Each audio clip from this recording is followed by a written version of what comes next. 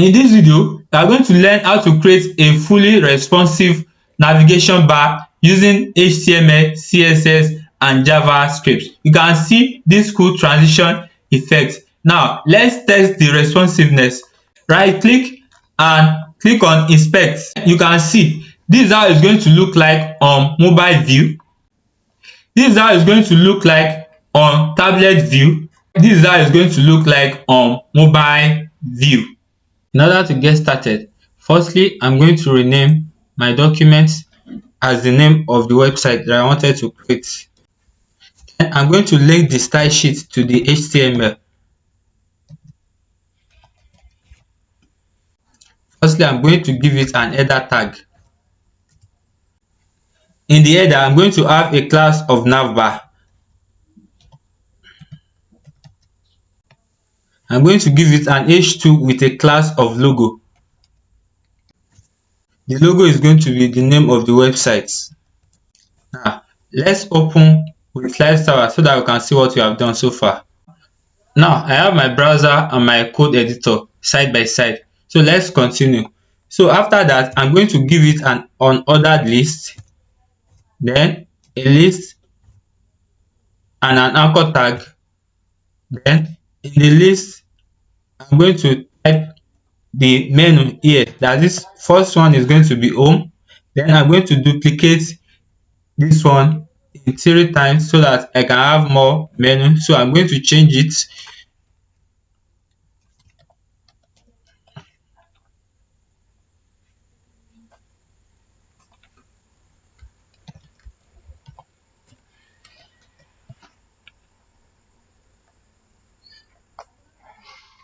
And this one is going to be contacts.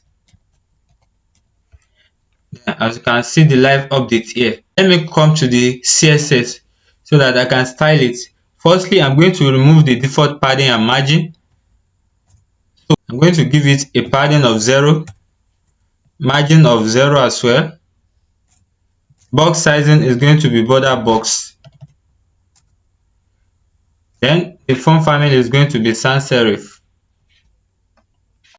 Now I'm going to target the header. So I'm going to give it a background of linear gradients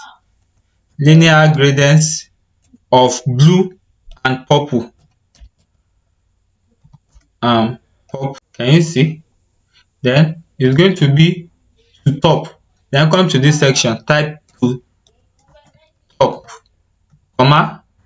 I'm going to give it a width of 100% and height of 100 viewport high.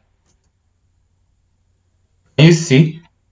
Now I'm going to target the navbar. I'm going to give it a display flex, then align item center, justify content space between.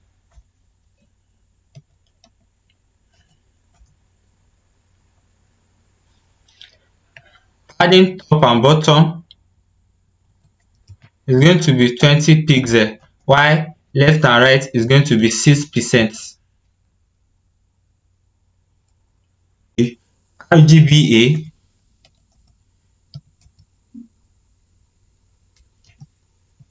zero, 0,5. Can you see this is the background color? Let's view it in the view mode. And I'm going to give it a border bottom of 1 pixel solid white.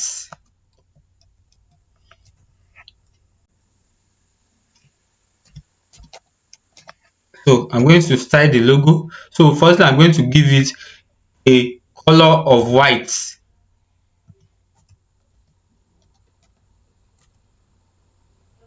Can you see the color has changed? Then I'm going to give it a font size of 30 pixels. Then cursor is going to be pointer.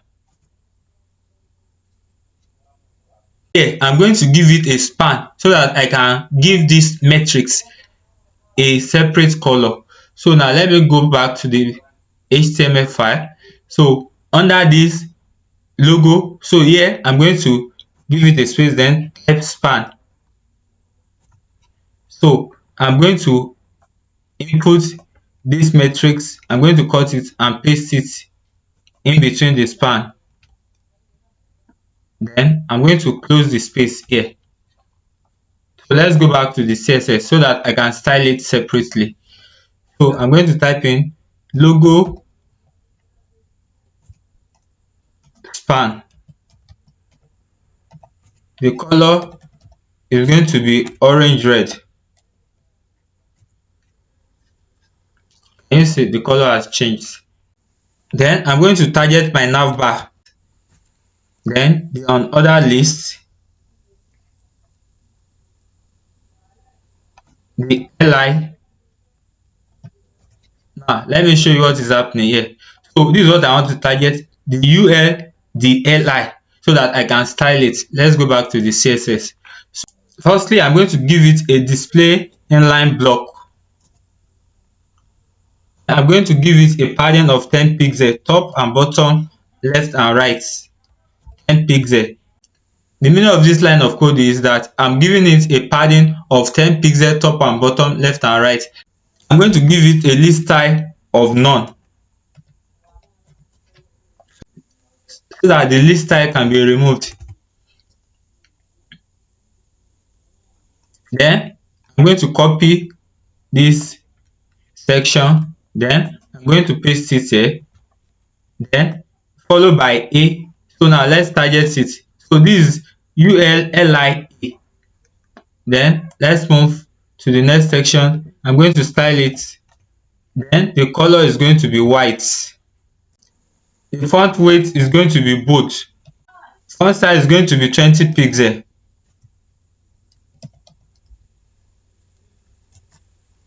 Then the text decoration is going to be none, so that this can be removed. Can you see it has been removed? I'm going to give it a padding of 10 pixels all around, that is top and bottom, left and right. The border radius is going to be 5 pixels. When we hover on it, you are going to understand what is happening. Let's get there first. The background is going to be transparent. I'm going to give it a transition of 0.6 seconds is in out. Let's give it an over effect so that you can understand what is going on here. So let me paste this line of code, then give it over. It's going to be when I over on it, then this effect is going to be applied. The background is going to be orange red. So now let's see the full view of this website and see what is happening. Can you see? This is what we have done so far. Can you see this cool transition effect? The color is changing smoothly. So let's move on. Next thing now is to add an hamburger icon here, so that we can use it to toggle the navbar menu. Come to your browser and type font awesome CDN. Then search for it. Click on the second link here, CDN.js. Click on it. You are going to scroll to this section, then copy link tag. Click on this section to copy the link tag. It has been copied, and paste the code there. Can you see the code has been pasted? Since we have the code in our head section, we can now use any of the font awesome icon on our website. So let's go to font awesome itself, so that we can use the icon now. So click on icons, then search for hamburger. Press enter. We are going to use the free version because we are using it for free. So click on free in order to filter it. So click on this second one, then copy this code, then go back to your code editor. So here, after the on other list, I'm going to create a div class of hamburger. Call it hamburger. So then I'm now going to paste the class code here.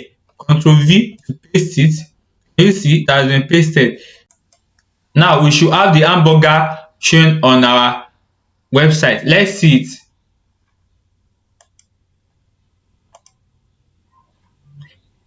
Can you see the hamburger is now shown? So we are going to style the hamburger by changing the color and giving it a background. So let's go back to the CSS. So I'm going to target the navbar and the hamburger, navbar and the hamburger class. So I'm going to give it a color of white,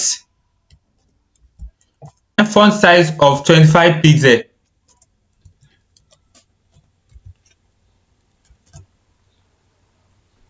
Cursor is going to be pointer. The padding top and bottom pixel, top and bottom, then left and right 15 pixels. So I'm going to give it a background of orange red. I'm going to give it a border radius of 3 pixels. Can you now see? This is it on the full screen. Can you see how beautiful it is? So I'm going to hide the hamburger on the desktop view. So I'm going to give it a display so that I can hide it. Now let's see it. You see it has been hidden. So I'm now going to show it on the mobile menu. Now time for media queries. So we are going to type at media max width 500 pixel. This, when it gets to 500 pixel, this effect is going to be applied. So now I'm going to target the navbar and the hamburger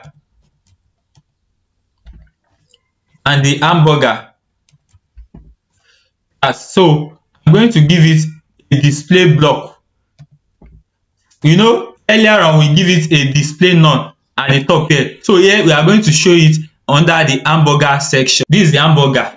Now let's try the mobile version so that it can be responsive on both desktop, tablet and mobile. Now let's target the navbar and the unordered list. Here we are going to give it a position of fixed.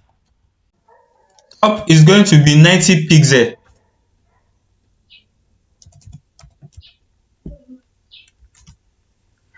Right is going to be 0. Width is going to be 100%.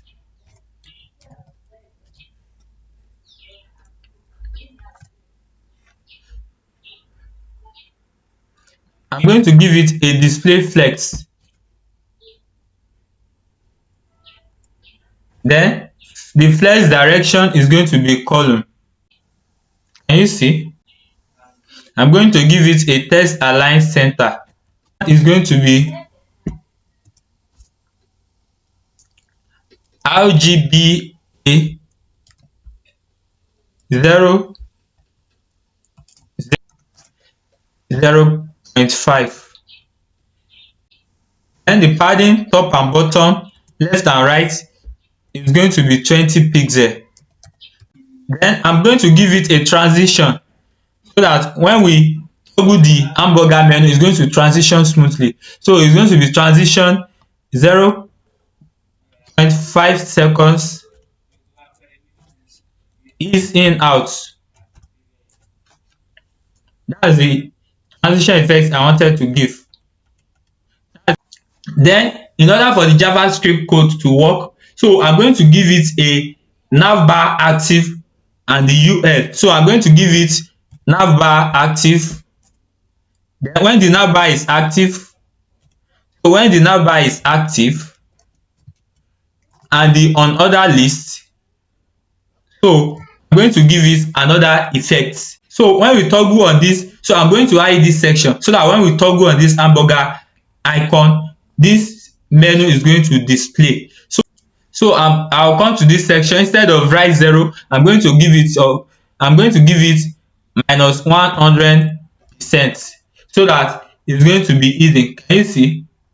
It has been hidden. So here I'm going to write the active. So I'm going to write it is going to be 0. You understand what is going on now. Let's go to the JavaScript. So when we toggle it, it's going to display. So now let's move to this section under the index. So now let's add the JavaScript code so that we can toggle the hamburger menu. So you are going to give it a script tag. After that, you are going to declare a variable and say let arm, that is, you are giving it a variable of arm equal to, or you can name it anything you like, document dot query selector. Then you are going to select the navbar class. You are going to give it a navbar class, double quotes. Then you are going to select the navbar class. You are going to terminate the statement here. Then move to the next line. Then write arm equal to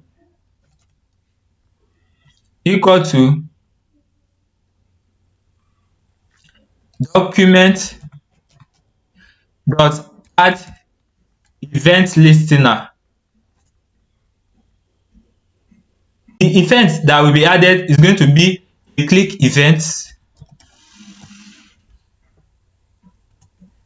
then comma,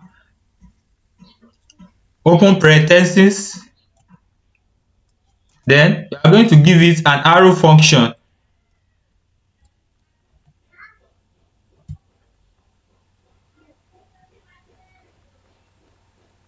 Curly brackets, then press enter. Then write document dot query selector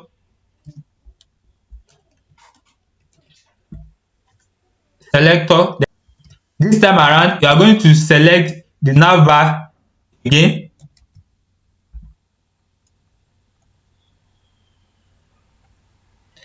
Double quotes.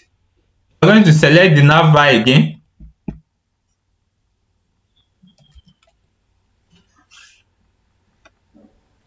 So that is, when the navbar is active, you are going to give it a class list toggle. Then it's going to toggle the active class. Then you're going to terminate the statement here. The statement ends here. So this active, this is the class here, the navbar active that we have written here. So that when the navbar is toggled, the active section is going to display. Now let's see. Can you see? Can you see? So this is the full website. This is the desktop view.